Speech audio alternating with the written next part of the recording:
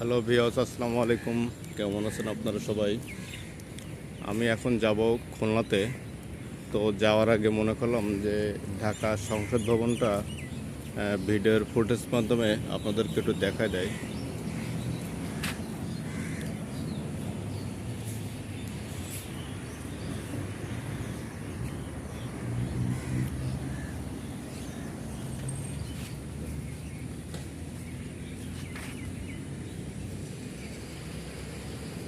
এটা হচ্ছে ঢাকা সংসদ ভবন।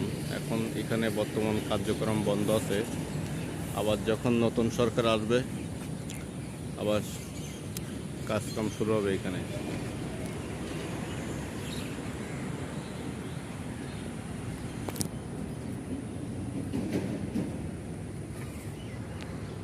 তো ভিডিওটা এই পর্যন্ত, ভালো থাকবেন, আল্লাহ হাফেজ।